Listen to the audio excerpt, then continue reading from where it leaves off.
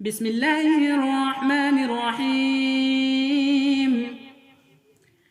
الحمد لله الذي أوجد وأفنى وأفقر وأغنى وجعل الزكاة للدين أساسا ومبنى، والصلاة على محمد المصطفى سيد الورى وعلى آله وأصحابه المخصوصين بالعلم والتقى.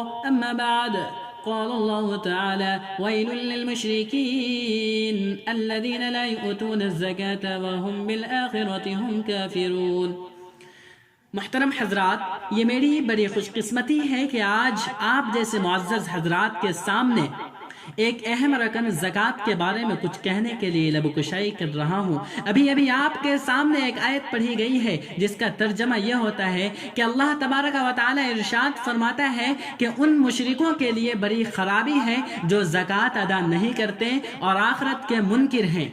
زکوٰۃ کسے کہتے ہیں؟ آپ پہلے اسے سمجھ لیں۔ کسی مسلمان کے پاس ایک مقرر مقدار میں مال و دولت یا تجارتی سامان ہو تو وہ ہر سال حساب لگا کر اپنی اس دولت یا مال تجارت کا 40واں حصہ غریبوں اور محتاجوں کو دے۔ اسی کو ہم زکوٰۃ کہتے ہیں۔ اگر آپ اس کی تفصیلات کو جاننا چاہتے ہو تو فقہ کی کتابوں کو دیکھیں۔ محترم بزرگوں اور دوستوں، آپ شہری ہو یا دیہاتی یا قصبائی، آپ اپنے گرو پیش پر ایک تائرانہ نظر ڈالیں۔ آپ دیکھیں گے کہ کچھ کھاتے پیتے ہیں اور کچھ فقیر، کچھ سہارے والے ہیں اور کچھ یتیم و یسیر آپ کے پڑوس میں، آپ کے گاؤں میں کچھ ایسے لوگ بسے ہوں گے جن کا ہر دن یوم عید ہے اور ہر رات شب بارات، اور کچھ بیچارے دو روٹی کے محتاج ہے، کوئی لولا ہے، کوئی لنگڑا ہے، کوئی اندھا ہے اور کوئی بہرا، جن کے پیٹ خالی ہے اور تن پر کپڑا بھی نہیں ہے۔ آپ ذرا سوچیں کہ ان کا گزارا کیسے ہوگا۔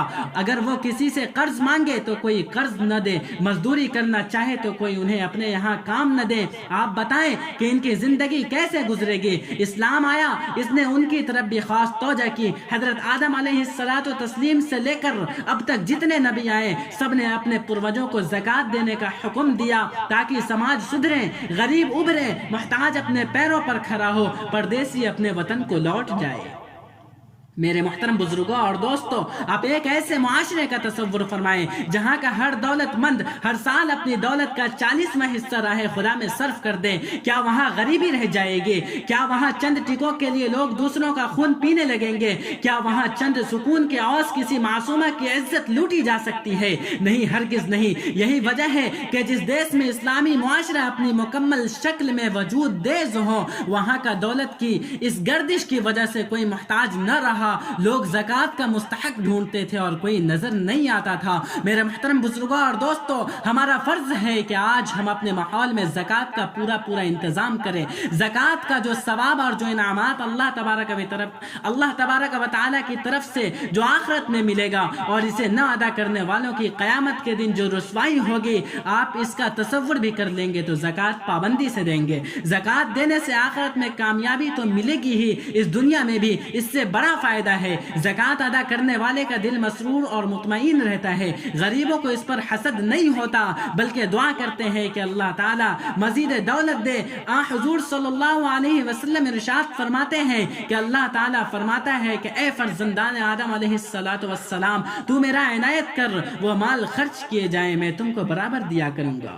میرے محترم بزرگوں اور دوستوں، اللہ تعالی ہم لوگوں کو رسول اللہ صلی اللہ علیہ وسلم کے ارشادات پر عمل کرنے کی توفیق عطا فرمائے۔ والسلام۔